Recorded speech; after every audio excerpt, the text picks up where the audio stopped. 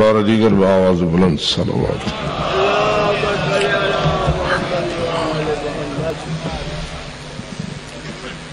ما شاء الله لا حول ولا قوة إلا بالله العلي العظيم. رب اشرح لي صدري ويسر لي أمري واحلل عقدة من لساني يفقهوا قولي. أعوذ بالله من الشيطان اللعين الرجيم. بسم الله الرحمن الرحيم. الحمد لله رب العالمين، والصلاة والسلام على أشرف الأنبياء والمرسلين، سيدنا ونبينا وشفيع ذنوبنا وطبيب قلوبنا ومولانا أبي القاسم محمد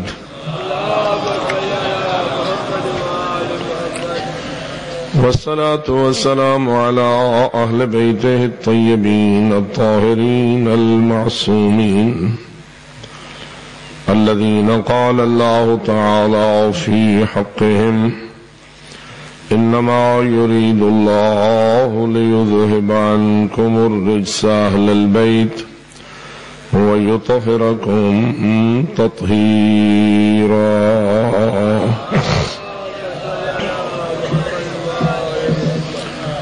ورحمة الله على أحبابهم وأصحابهم وشيعتهم ومواليهم أجمعين، ولعنة الله على أعدائهم ملعونين من يوم عداوتهم إلى أبد الآبدين.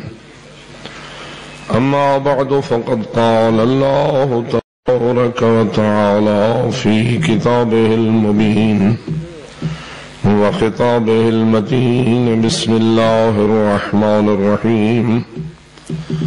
قد أفلح المؤمنون الذين هم في صلاتهم خاشعون. صلوات.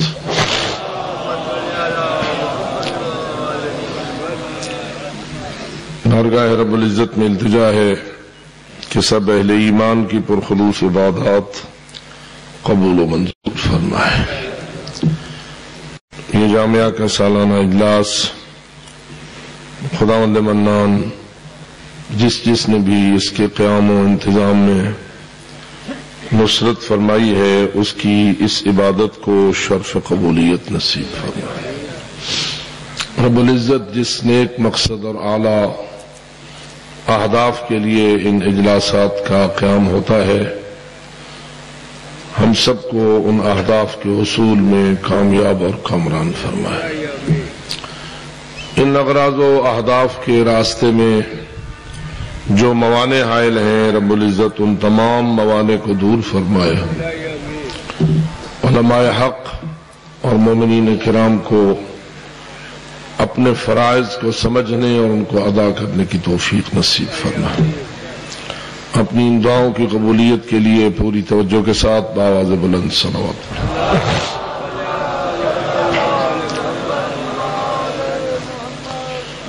دامن وقت انتہائی مختصر ہے. موضوع جو میرے ذمہ تھا وہ خاصا مفصل ہے.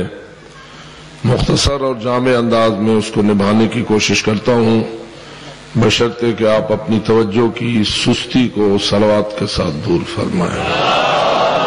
صلی علی محمد وآل محمد. ارشاد رب العزت ہے، قرآن اپنی ذمہ داری کو نبھاتے ہوئے ارشاد فرما رہا ہے: قد افلح المؤمنون الذین هم فی صلاتهم خاشعون.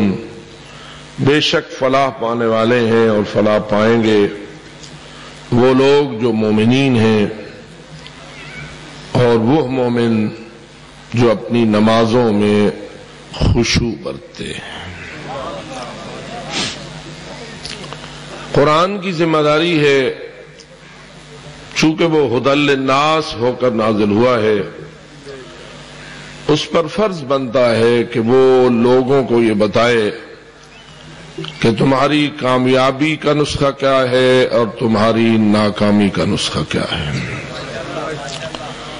آپ جتنے حضرات اس محفل قدس میں تشریف لائے ہیں، کیا کامیاب ہونا چاہتے ہو یا ناکام؟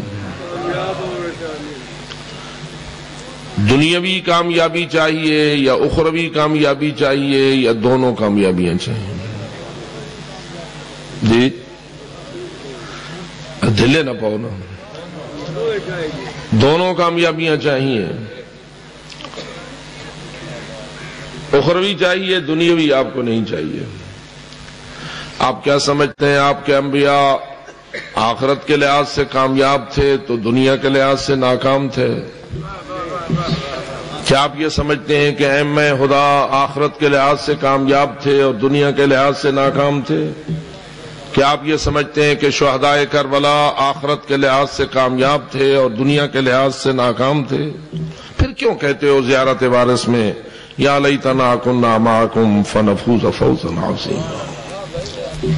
کیا زیارت وارث کے یہ جملے نہیں ہیں؟ طبتم وطابت الارض التي فيها دفنتم وفزتم فوزا عظیما، طیب ہو تم بھی اور وہ زمین بھی طیب ہے جس کی خاک میں تم دفن ہوئے ہو، اور تم فائز ہو، تم کامیاب ہو، ایسی کامیابی جس سے بڑھ کر اور کسی کامیابی کا تصور نہیں ہے۔ اے کاش ہم بھی آپ کے ساتھ ہوتے تو ہم بھی وہ کامیابی پاتے جو آپ کو نصیب ہوئی ہے۔ سوال یہ ہے کہ حضرت امام حسین علیہ السلام کا سر نو کے سنا پہ چڑھا تو دنیاوی ناکامی پائی امام حسین نے؟ اس کا مطلب یہ ہوا کہ اگر کوئی یہ سمجھتا ہے کہ جو تخت اقتدار پہ پہنچے وہ کامیاب ہے اور جو تخت اقتدار سے پیچھے رہ جائے وہ ناکام ہے، تو پھر اس کا مطلب یہ ہوا کہ مولا علی تب کامیاب ہوئے جب چوتھی جگہ تخت پہ پہنچے، یا مولا علی ابتدا سے آخر تک کامیاب رہے؟ رسول اکرم کیا تب کامیاب ہوئے جب مدینہ منورہ میں آپ کی حکومت اسلامی قائم ہوئی اور جب تک وہ مدینے میں رہے مکہ میں رہے ناکام تھے؟ لہذا وہ حضرات جو ابھی یہ کہہ رہے تھے کہ ہمیں فقط اخروی کامیابی چاہیے اور ہمیں دنیاوی نہیں چاہیے، وہ ذرا سوچیں اور اپنی اس دعا پہ غور کریں، ربنا آتنا فی الدنیا حسنۃ وفی الآخرۃ حسنۃ وقنا عذاب النار۔ جو اس نقطے کو سمجھے ہیں وہ تائید کے لیے بآواز بلند صلوات۔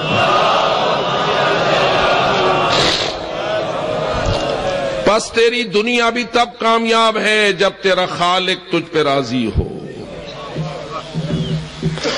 اور جس پہ خالق راضی ہو اس کی دنیا کامیاب ہے تو آخرت تو یقیناً کامیاب ہے، پھر تو اس میں کوئی شک و شبہ کی گنجائش نہیں ہے۔ لیکن خالق کب راضی ہوتا ہے؟ خالق قارون پہ راضی نہیں، خالق ابو ذر پہ راضی ہے، خالق نمرود پہ راضی نہیں، خالق اس ابراہیم پہ راضی ہے جس پر نار کو گلزار کر رہا ہے، آگ میں پھینکنے والا ناکام ہے، آگ میں جانے والا کامیاب ہے۔ اس لیے سب سے اہم نقطہ یہ ہے کہ قرآن میں کہتا ہے تمہاری کامیابی کا پہلا پتھر یہ ہے، سنگ بنیاد یا سب سے اولین فریضہ تمہارا کامیابی کے لیے یہ ہے کہ مومن بن کے جیو اور مومن بن کے مرو۔ قد افلح المؤمنون، جو مومن ہیں وہ ذرا اپنے ایمان کے لیے صلوات پڑھیں۔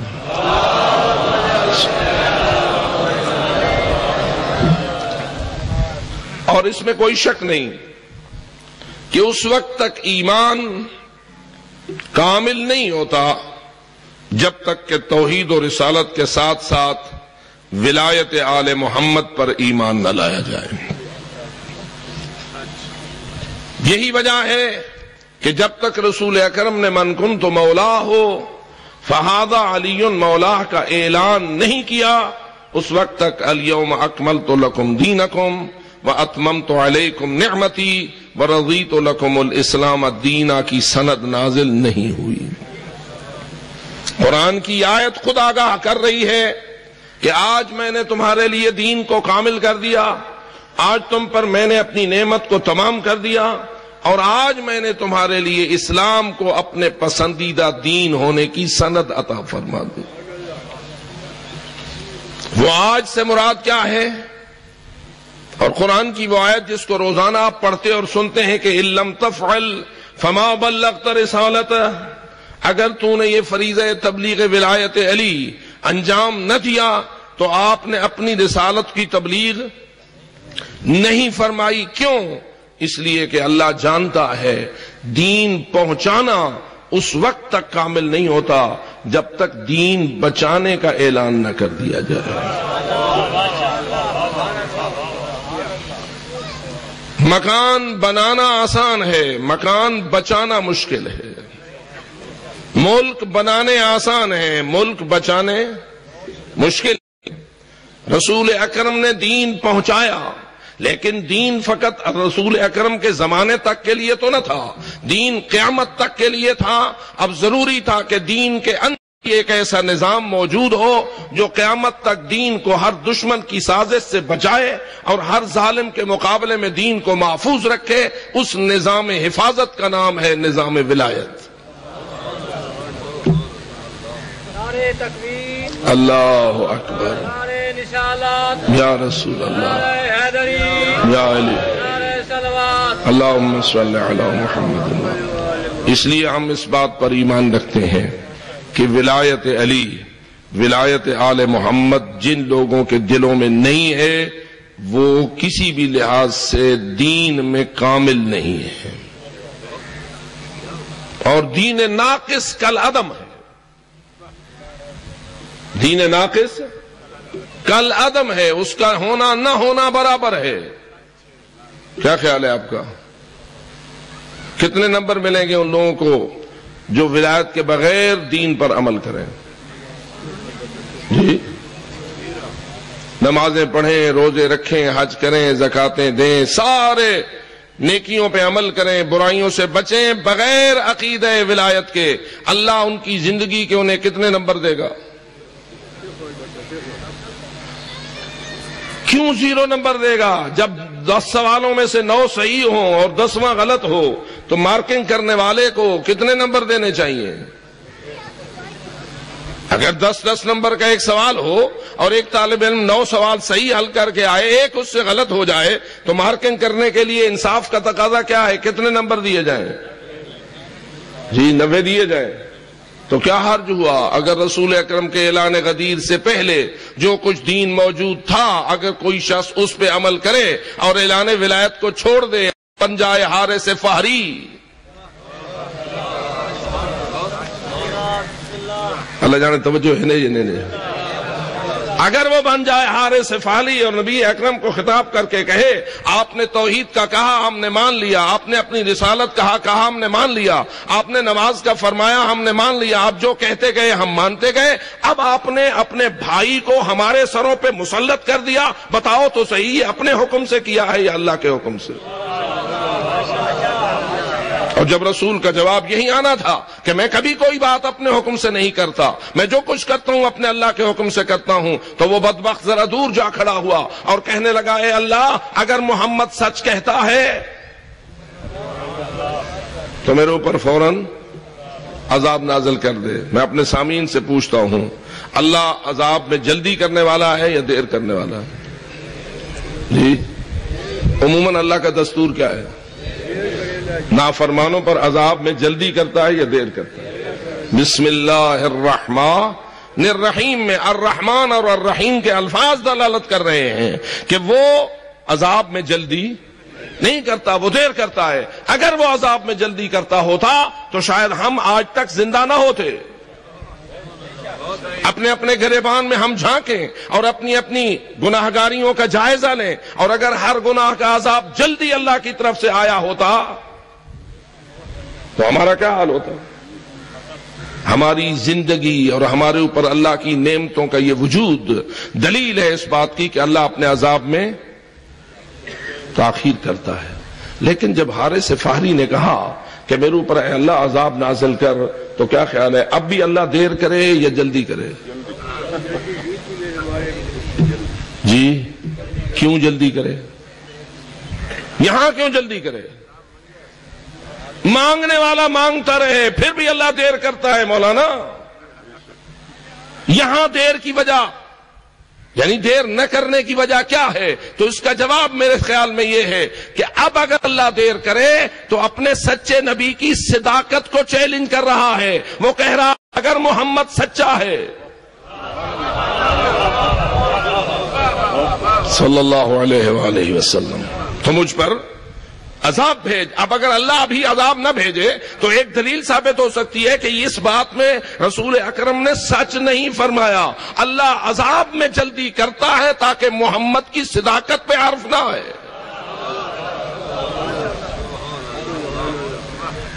لیکن مسئلہ تو ولایت علی کا تھا.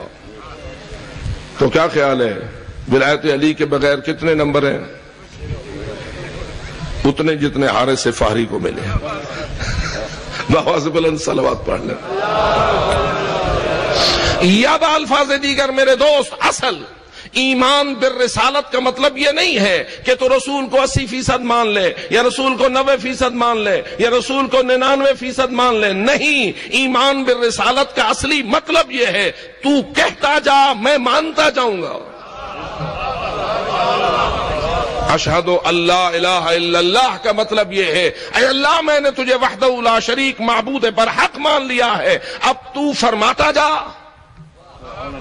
میں اطاعت ہے یا نہیں.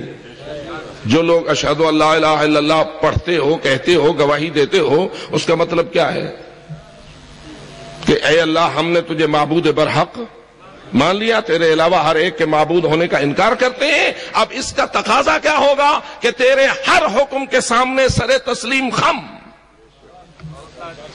کبھی کبھی سوچتا ہوں یا علی، جب آپ کو آپ کی چھوٹی بیٹی حضرت ام کلثوم یہ کہہ رہی تھی کہ بابا آج مسجد میں نماز خود پڑھانے نہ جائیں، کسی اور کو بھیج دیں، تو کیا فرق تھا کہ علی آج اپنی اس بیٹی کی فرمائش کو مان لیتے؟ لیکن کیا جواب آیا اور کیوں چلے گئے مسجد کوفہ کی جانب؟ جواب آج تک تاریخوں میں موجود ہے اور اس کا خلاصہ یہ ہے کہ میری بیٹی اللہ کی تقدیر کے سامنے سر تسلیم خم کرنا پڑتا ہے. یہی وہ جملے تھے جو لاشوں کے درمیان خود زخمی حالت میں پڑے ہوئے سید الشہداء کے جملے تھے. رضم بقضائک وتسلیما لامرک، تیرے فیصلے پر میں راضی ہوں اور تیرے امر کے سامنے میرا سر تسلیم خم ہے. اس کو کہتے ہیں عقیدہ بالتوحید، اس کو کہتے ہیں ایمان بالتوحید. بس اگر کوئی توحید پر ایمان لاتا ہے تو کم از کم اسے یہ ماننا تو پڑتا ہے کہ مجھے اپنے رب کے ہر حکم کے سامنے سر تسلیم خم کرنا ہوگا. میرے لیے جائز نہیں ہے کہ میں دل میں یہ بات تسلیم کروں، کچھ مان لوں گا کچھ نہیں مانوں گا. جو ایسا سوچ رکھتا ہے وہ منافق تو ہو سکتا ہے، وہ مومن نہیں ہو سکتا.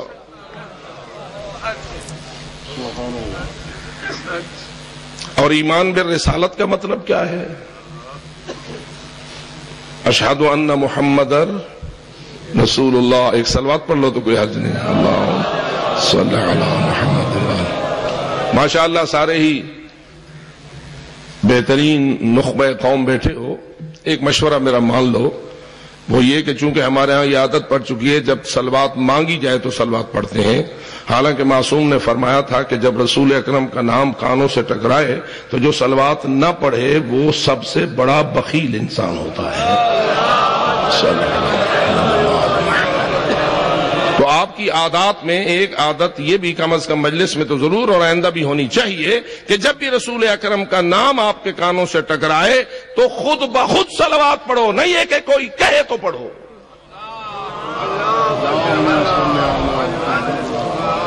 جب گواہی دیتے ہیں ہم رسالت کی تو اس کا مطلب کیا ہے کہ یا رسول اللہ اب ہم نے تجھے اللہ کا رسول مان لیا. اور تیرے اللہ کا رسول ہونے کا مطلب یہ ہے تیرا ہر پیغام پیغام خدا ہے، تیرا ہر حکم حکم اللہ ہے، تیرا ہر امر امر خدا ہے۔ پھر ہم یہ نہیں سوچیں گے تو کیا کہہ رہا ہے، کس کے بارے میں کہہ رہا ہے، کب کہہ رہا ہے، کس وقت کہہ رہا ہے، غصے میں کہہ رہا ہے یا نرمی سے کہہ رہا ہے، کس حالت میں کہہ رہا ہے، اپنوں کے بارے میں کہہ رہا ہے یا غیروں کے بارے میں کہہ رہا ہے، علی کے بارے میں کہہ رہا ہے یا کسی دشمن کے بارے میں کہہ رہا ہے۔ نہیں یا رسول اللہ، ہم نے آپ کو اللہ کا رسول مان لیا ہے۔ تو اب آپ کا ہر حکم ہم نے، یہاں فیصدی کا سوال، اگر کوئی رسول کو 99% مانے اور 1% نہ مانے تو اس کو 99 نمبر دے دو گے؟ کیوں؟ اس لیے امتحانوں کے پرچوں کے معیار اور ہیں، رسول کی رسالت کے سامنے سر تسلیم خم کرنے کا معیار۔ نعرہ تکبیر، اللہ اکبر، نعرہ رسالت، نعرہ حیدری، یا علی سلامتی زینت علماء، تلاوت صلوات، اللہم صلی علی محمد و آل محمد۔ اسی طرح اشہد ان امیر المومنین علی ولی اللہ کی یہ شہادت بالولایت جو ہے، اس کا مطلب کیا ہے کہ اے علی مولا اور آپ کی پاکیزہ آل، اب جو کچھ آپ فرمائیں گے وہ ہمارے لیے امر رسول بھی ہے اور وہ امر خدا بھی ہے۔ ہم کسی بھی آپ کے حکم کو پھر یہ نہیں دیکھیں گے کہ پھر پرکھیں آیا وہ کیسا ہے، وہ رسول کے حکم کے مطابق ہے، رسول کے حکم کے خلاف ہے، قرآن کے مطابق ہے یا قرآن کے خلاف ہے۔ جب ثابت ہو جائے گا کہ فرمانے والا علی ہے پھر شک کی کوئی گنجائش نہیں ہے۔ کیوں؟ علی قرآن کے ساتھ ہے اور قرآن حق علی کے ساتھ ہے اور علی حق کے ساتھ ہے۔ جملہ تو آگے رسول کا بڑھ جاتا ہے اور فرماتے ہیں اللہم اطر الحق حیث ما دار علی، اے اللہ حق کو پھیرتا جا جدھر علی چلا جائے۔ تو یہ ایمان بالولایت ہے، اور اگر ایمان بالولایت میں کچھ اشاریہ کمی ہو، چلو 99.5% ٹھیک ہو، 99.99% پورا ہو، تو کیا ہوگا؟ میرے خیال میں آپ پریشان تو نہیں ہو رہے، آپ کے دل کی ترجمانی کر رہا ہوں یا نہیں؟ بس مومن وہ ہے جو توحید ہو، رسالت ہو، ولایت اور جو کچھ رسول اکرم نے فرمایا ہے اور جو کچھ رسول اعظم لائے ہیں اس پر 100% ایمان رکھے، اور اس میں ایک اشاریہ بھی انحراف کی گنجائش موجود نہ ہو۔ رسول نے فرمایا، قرآن نے بھی کہا، مومنوں تمہاری فلاح کا پہلا نسخہ یہ ہے کہ ہم فی صلاتہم خاشعون۔ مومن تب فلاح پاتے ہیں جب وہ اپنی نماز میں خاشع ہوتے ہیں۔ مومنوں کی نماز ہوتی ہے یا نہیں؟ جی ہوتی بھی ہے یا نہیں؟ آج کل تو ماشاءاللہ بڑے بڑے اونچے مومن نماز اپنی عجیب و غریب کرتے ہیں، ماتم کہتے ہیں یہی ہماری نماز ہے۔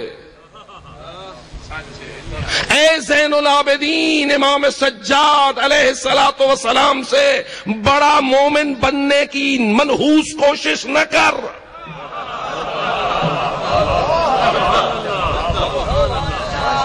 سیدہ عالیہ زینب کبریٰ اور خواتین کربلا اسارہ آل محمد سے اونچا مومن بننے کی کوشش نہ کر۔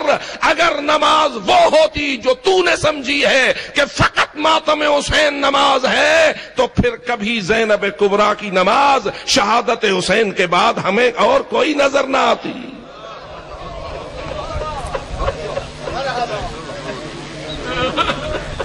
وہاں تو یہ ہے کہ دختر زہرا نے حالت اسیری میں نماز تہجد چھوڑنا بھی گوارا نہیں کی۔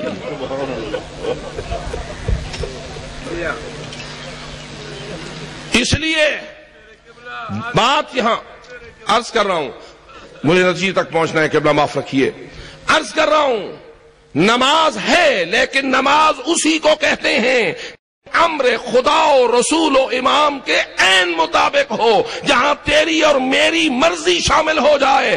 وہ شرک تو ہو سکتا ہے، کفر تو ہو سکتا ہے، فسق اور منافقت تو ہو سکتی ہے، وہ اللہ کی عبادت نہیں ہو سکتی۔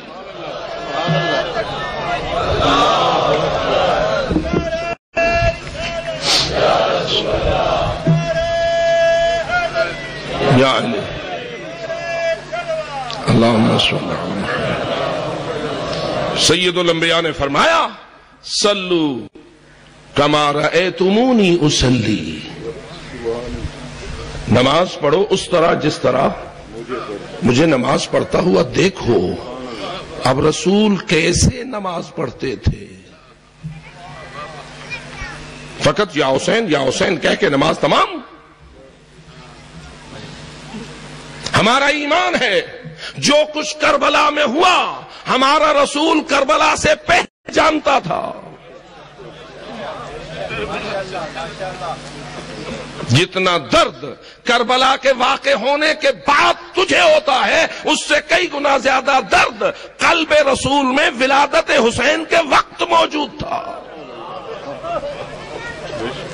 جب آنسو بہے تھے سید الرسول کے اور بی بی طاہرہ نے پوچھا تھا بابا کیوں رونے لگ گئے ہو، تو جواب آیا تھا مجھے ابھی جبریل بتا رہا ہے میری بیٹی تیرے اس بیٹے کو میری امت شہید کر دے گی۔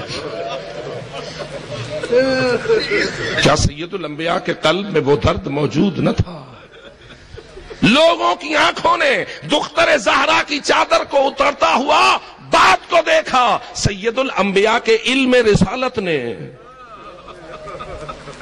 پہلے سے ہی دیکھ لیا تھا کہ میری بیٹیوں کے ساتھ کیا ہونے والا ہے۔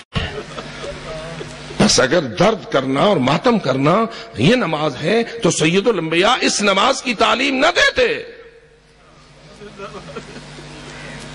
اور نہ امیر المومنین اس کی ترتیب دیتے۔ اے کاش کھل جاتا وہ بیت حجرے حضرت زہرا سلام اللہ علیہا اور تو اندر جا کے دیکھتا آج بھی بی بی طاہرہ کے حجرے کے اندر وہ محراب عبادت موجود ہے کہ جب بھی وہ محراب عبادت میں کھڑی ہوتی تھیں تنورت بنور وجہہا اطراف السماوات والارض۔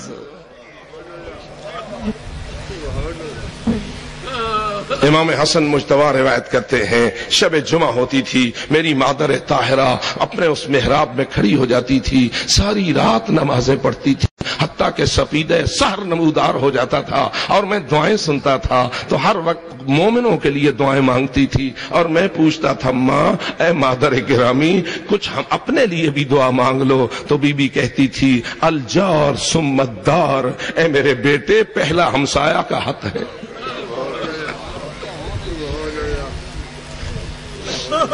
کیسے بگاڑا جا رہا ہے تیرے مذہب کو، کیسے چہرہ مست کیا جا رہا ہے مکتب اہل بیت کا۔ کیا ان حالات میں خاموش رہنا جائز ہے؟ اور میں حیران ہوں بہت سارے لوگ فقط اس کی ذمہ داری علماء اور خطباء پہ ڈال دیتے ہیں۔ یاد رکھ امر بالمعروف اور نہی عن المنکر فقط اہل منبر کا فریضہ نہیں ہے، ہر ایماندار کا فریضہ ہے، ہر مومن کا فریضہ اور ہر مومنہ کا فریضہ ہے۔ اور اسی لیے روایات میں موجود ہے کہ جب امر بالمعروف اور نہی عن المنکر چھوڑ دیا جائے گا تو پھر قوم کے شریر اور قوم کے شیطان اس قوم کے اوپر چڑھائیں گے، سلطنت اور اقتدار ان کے قبضے میں ہوگا۔ خدا جانے ہم نے کون سا گناہ کیا ہے جس کی وجہ سے منبر رسول پر وہ لوگ چڑھ دوڑے ہیں کہ جن کا دین سے کہیں دور کا بھی واسطہ نظر نہیں آتا۔ اپنی اپنی ذمہ داریوں کو اپنے اپنے گریبان میں جھانکو۔ فقط مجلسوں میں باتیں کرنے کی حد تک بات نہیں ہونی چاہیے، بلکہ بات سے زیادہ کام اور عمل ہونا چاہیے۔ اور اگر آپ ناراض نہ ہوں، اگر دولت حضرت خدیجہ الکبریٰ سرمایہ حضرت مادر زہرا دین پہ خرچ نہ ہوتا تو آج دین تیرے پاس اس شکل میں نہ پہنچتا۔ اس لیے اے اہل ایمان اپنی تجوریوں کو کھولو اور صحیح مکتب اہل بیت پر خرچ کرنے کی کوشش کرو۔ جتنا زیادہ خرچ کرو گے اتنا باغ زہرا میں سبزی زیادہ ہے۔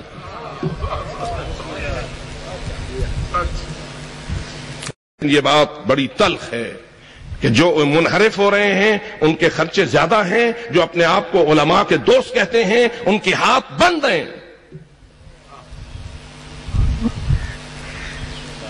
اس لیے اس بات پر بڑے ٹھنڈے دل کے ساتھ غور کرنے کی ضرورت ہے۔ اگر میں نے کوڑی کڑوی بات نہیں کی تو صلوات پڑھ لیں۔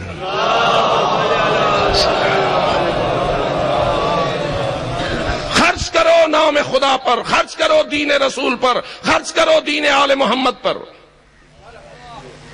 اس خرچ کا آخرت میں تمہیں زیادہ فائدہ ہے۔ مومن نمازی ہوتا ہے اور نماز میں خاشع ہوتا ہے۔ آئیے ذرا اس پہ غور کیجئے، خاشع کون ہوتا ہے؟ خشوع کیا ہے؟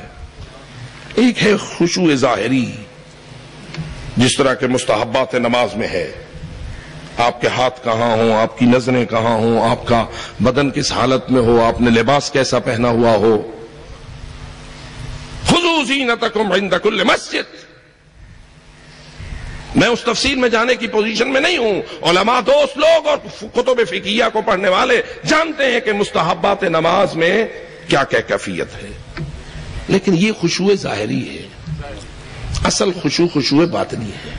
خشوع باطنی میں جو سب سے اول حیثیت ہے وہ یہ ہے کہ نماز ایسے ہی پڑھو جیسے محمد و آل محمد نے سمجھائی ہے، سبحان اللہ، سبحان اللہ، جیسے انہوں نے پڑھی ہے اور پڑھ کے دکھائی ہے۔ خبردار خبردار خبردار، اپنی مرضی کو نماز بنانے کی کوشش نہ کرو، اگرچہ کہ بات حق بھی ہو پھر بھی نماز میں داخل نہ کرو جب تک کہ معصوم کی رضا حاصل نہ ہو۔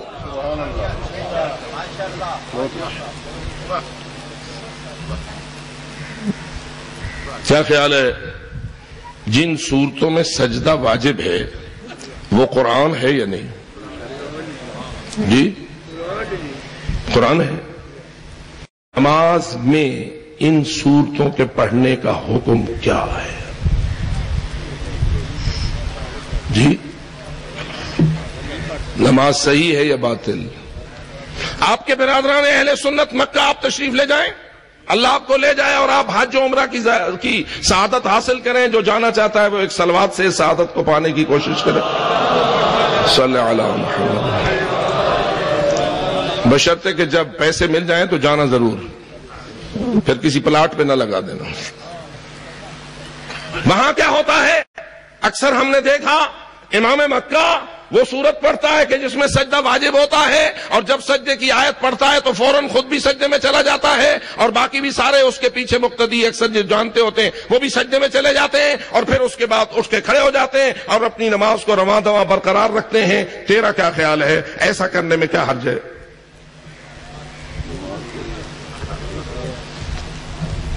پتہ نہیں گل سمجھیں دے پہ ہو یہ ایک سجدہ کر لیا، وہ نماز صورت وہی تھی، سجدے کی آیت آ گئی، سجدہ بھی نماز میں کر لیا، پھر اٹھ کھڑا ہوا تو نماز ہی ہے نا، اس نے کوئی گانا تو نہیں گایا، ایک اضافی سجدہ ہی کیا ہے نا۔ لیکن تو کہتا ہے تیری نماز باطل ہے، کیوں؟ سجدے سے نماز باطل ہے؟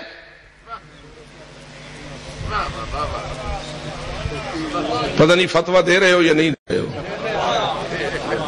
قرآن کی وہ سورت پڑھنے سے نماز باطل ہے؟ تو کیسا شیعہ ہے؟ تھوڑا سا مجھے زور دینے کی اجازت ہو۔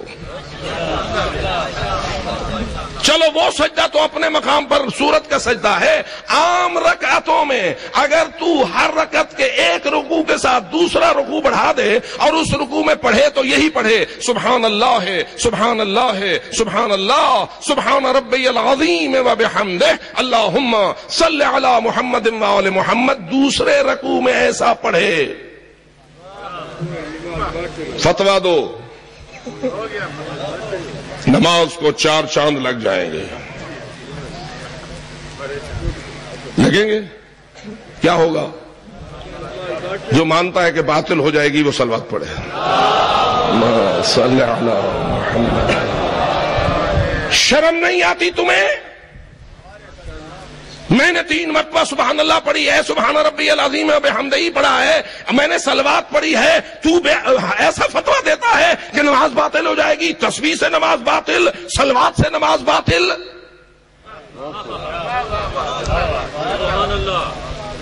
میں نے کسی اور کی تعریف نہیں کی، وہی تسبیح پڑھی ہے جو پہلے رکوع میں پڑھی تھی، وہی صلوات پڑھی ہے جو پہلے رکوع میں پڑھی تھی، دوسرے رکوع میں وہی تسبیح اور صلوات آ گئی تو کہتا ہے نماز باطل اور صلوات سے باطل ہے، تو محمد و آل محمد کا دشمن ہے۔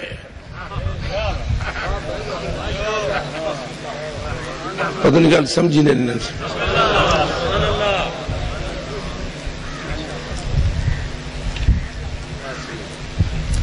چلو یہ تو ابھی نماز کے آگے کا مسئلہ ہے، میں پہلے کرتا ہوں۔ تکبیرۃ الاحرام کے لفظیں کیا ہیں؟ سارے بلند آواز سے اللہ اکبر، یہی جملہ ہے نا؟ کس کی تکبیر ہے؟ کس کی ہے؟ کسی اور کا نام تو بلند نہیں کیا جا رہا، اللہ کا نام بلند کیا جا رہا ہے۔ یہی اللہ اکبر کہنے والا 2 بار تکبیرۃ الاحرام کی نیت سے پھر اللہ اکبر کہہ دے، فرماؤ جی نماز گئی یا رہی؟ پھر اس کے بعد وہ بڑے خشوع و خضوع کے ساتھ، بڑی خوبصورت قرات کے ساتھ، بڑے جھک جھک کے رکوع و سجود کرتا رہے۔ نماز باطل، اللہ اکبر سے باطل۔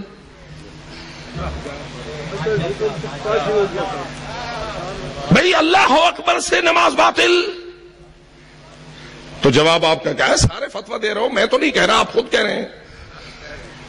اللہ اکبر سے نماز باطل ہو گئی، دوسری تکبیرۃ الاحرام سے یا نہیں؟ کیوں؟ اس لیے کہ اس مالک کا حکم یہ تھا بس جب نماز شروع کرو تو ایک اللہ اکبر پہ میں راضی ہوں، دوسری پہ نہیں۔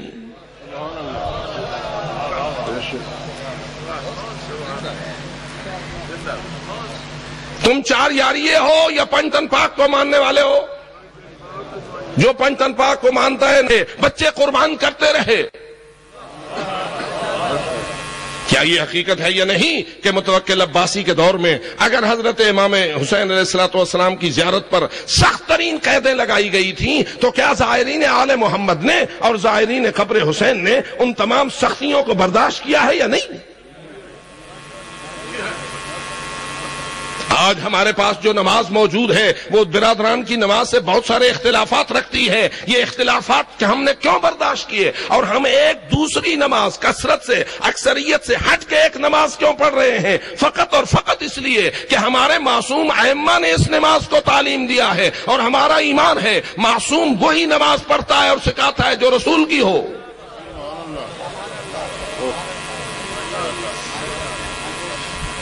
جو معصوم سے اختلاف کرتا ہے وہ رسول سے اختلاف کرتا ہے۔ اور ہم مطمئن ہیں 1400 سال سے جو نماز آ رہی ہے یہی 14 معصومین کی پسندیدہ نماز ہے اور یہی اللہ کے حکم کے مطابق نماز ہے، ہم اس میں کوئی کمی بیشی نہیں کر سکتے۔ اس لیے ولایت علی کی شہادت تشہد میں دینے والوں، اگر یہ تمہاری مرضی ہے تو تم جانو اور تمہارا کام جانے، اور اگر اللہ اور رسول و امام کی مرضی ہے تو ثابت کرو۔ اور جو بات 1400 سال سے ثابت نہیں ہوئی آج تم کیسے ثابت کر گزرو گے؟ اس لیے اے اہل ایمان، اس وقت ہر شخص کا فریضہ ہے خاموش مت بیٹھے، اپنی نسلوں کو مومن بنانے اور مومن رہنے کی تلقین کرے۔ اس میں رشتہ داری اور اس میں برادری کا کوئی تعلق نہیں۔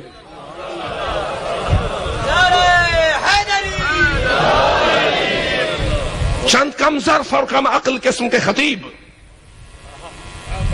بعض دشمن اسلام قوتوں کی سازش پر چل نکلے ہیں، اور آج آپ دیکھ رہے ہیں، کل یہ مسئلہ کسی اور عنوان سے شروع ہوا تھا، آج ہم دیکھ رہے ہیں اسی مسئلے کو مرجعیت کے خلاف استعمال کیا جا رہا ہے، اسی مسئلے کو تقلید کے خلاف استعمال کیا جا رہا ہے، اسی مسئلے کو مرکزیت کو توڑنے کے لیے استعمال کیا جا رہا ہے، اسی مسئلے کو علیحدہ علیحدہ اپنے حلقے بنانے اور شیعہ میں ٹوٹ پھوٹ کرنے اور تفرقہ پردازی کے لیے استعمال کیا جا رہا ہے، اور آہستہ آہستہ تمام مسلمات شیعہ کے خلاف زبان درازیاں شروع ہیں۔ جو بات ہم کل کہتے تھے یہ کسی اور کی سکھائی ہوئی بات ہے، آج اس مسئلے کو آپ کھلے عام دیکھ رہے ہیں کہ وہ سامنے ظاہر ہو رہا ہے، کتابیں لکھی جا رہی ہیں مرجعیت کے خلاف، زبان درازیاں شروع ہیں. یہ تو ہماری ہی زندگی میں ہو گیا. اللہ جانے آگے یہ کیا کرنے کو چاہتے ہیں. تو کیا خیال ہے، ہماری ذمہ داری کچھ بنتی ہے یا نہیں؟ نہیں، یہ مولویوں کی جنگ ہے.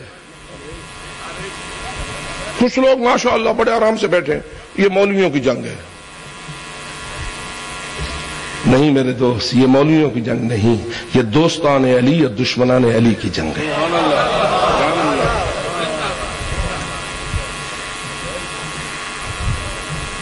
اور تو کر. امام حسین کربلا کیوں گئے؟ جی کوئی ہدف تھا یا نہیں؟ ذرا ہدف سنتا ہے تو سن. اشہد انک قد اقمت الصلاۃ وآتیت الزکاۃ وامرت بالمعروف ونہیت عن المنکر. وقت نہیں ہے. یہ زیارت وارث ہمیں کچھ شان حسین بتا رہی ہے، کچھ مقصد حسین بتا رہی ہے. شان حسین تو یوں ہے، السلام علیک یا وارث آدم صفت اللہ، یا وارث نوح نبی اللہ، یا وارث ابراہیم خلیل اللہ، یا وارث موسیٰ کلیم اللہ، یا وارث عیسیٰ روح اللہ، یا وارث محمد حبیب اللہ، یا وارث علی امیر المومنین ولی اللہ، یا ابن محمد المصطفیٰ، یا ابن علی المرتضی، یا ابن فاطمہ الزہرا، یا ابن خدیجہ الکبریٰ، یا اللہ وابن سارے والبطر الموتور. اشہد انک کنت نورا فی الاسلاب الشامخہ والارحام المطہرہ. وقت نہیں ہے، میں فقط اشارے کر رہا ہوں. لم تنجس الجاہلیۃ بانجاسها ولم تلبس مظلم من مظلمات ثیابها. اے حسین، آپ کو اللہ نے یہ عظمت عطا فرمائی، لیکن آپ کربلا آ کے کیا کر گئے؟ اشہد انک قد اقمت الصلاۃ وآتیت الزکاۃ وامرت بالمعروف ونہیت عن المنکر. پس معلوم ہوا حسینیت نام ہے اقامت الصلاۃ کا، یزیدیت نام ہے نماز کی مخالفت کا. حسینیت نام ہے نظام زکوٰۃ اور اللہ کی راہ میں خرچ کرنے والے نظام کو مضبوط کرنے کا، اور یزیدیت نام ہے اللہ کے راستے میں مال خرچ کرنے کے راستے میں رکاوٹ ڈالنے کا. جہاں نماز قائم ہوتی ہے وہاں ظلم ختم ہوتا ہے، فحشاء ختم ہوتی ہے، منکر ختم ہوتا ہے. ان الصلاۃ تنہی عن الفحشاء والمنکر. کیسے نظام صلاۃ کو حسین نے قائم کیا؟ کبھی تیروں کی برسات میں نماز پڑھی؟ لوگوں نے وقفہ نماز کا کرنے کے لیے انکار کر دیا تو حسین نے اپنے بچے کچے ساتھیوں کو اپنے پیچھے کھڑا کیا اور دو مجاہدوں کو آ کے رکھا. ایک کا نام زہیر ابن قین، دوسرے کا نام سعید ابن عبداللہ حنفی. ادھر سے نماز شروع ہوئی، ادھر سے تیروں کی برسات شروع ہوئی. تیر لینے لگے مجاہد اپنے بدن پر. نتیجہ کیا نکلا؟ ادھر سے السلام علیکم ورحمت اللہ وبرکاتہ کا سلام ہوا، ادھر سے 13واں تیر سعید کے بدن میں پیوست ہوا، تڑپا زمین پہ گرا. حسین مولا نے مصلی چھوڑ دیا، گئے اور سر کو ہاتھ میں لیا. آخری آنکھ کھولی سعید نے، چہرہ وجہ اللہ حسین کا ظاہر بنا، لیکن ایک سوال کر دیا، حل وفیت یا ابن رسول اللہ، اے اللہ کے رسول کے بیٹے، کیا میں وفا کرنے میں کامیاب رہا؟ لکھا مقتل الحسین والوں نے. ادھر سے اس نے ایک لمحے میں سوال کیا، دیر تو ہو نہ سکتی تھی. حسین نے بھی جلدی اور مختصر جواب دیا، انت امامی الی الجنہ. جیسے آج تو نماز میں میرے آگے کھڑا رہا اور جان قربان کر دی، روز محشر جب اللہ مجھ جوانوں نے جنت کے سردار کو جنت جانے کا حکم دے گا، اس وقت تک نہ جاؤں گا جب تک تو میرے آگے آگے نہ چلے گا. اس وقت تک نہ جاؤں گا جب تک تو میرے آگے آگے نہ چلے گا. یہ سوال کے بعد کی نماز تھی. مومنوں پوچھتا ہوں، آیا عاشور کا غروب بھی ہوا یا نہ ہوا؟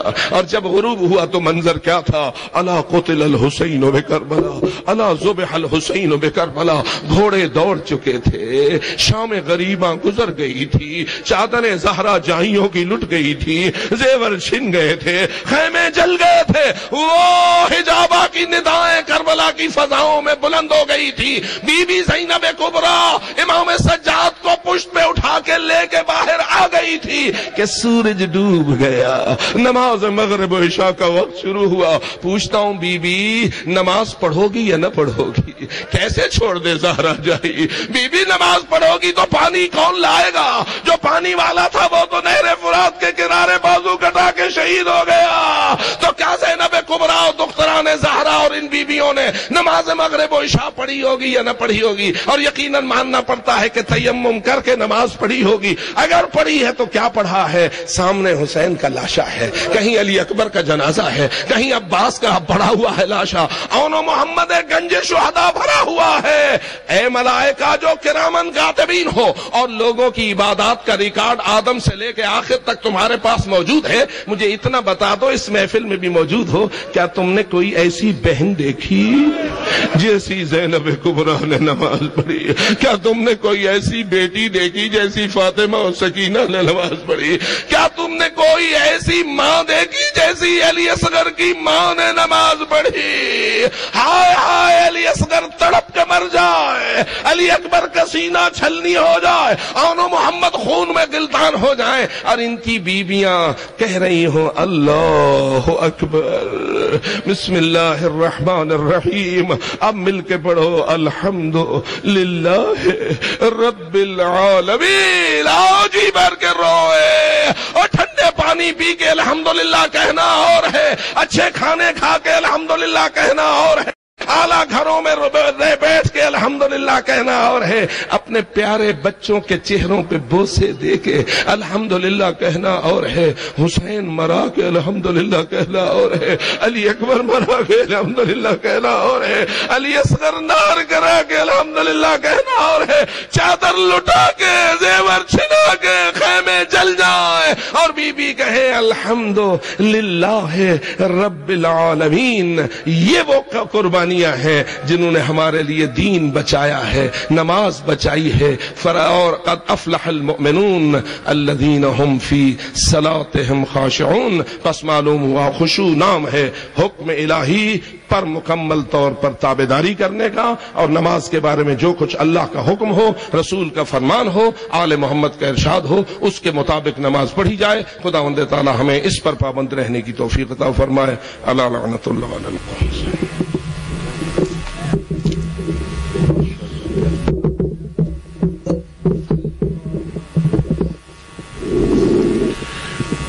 سامعین اب نماز کا وقفہ ہو رہا ہے.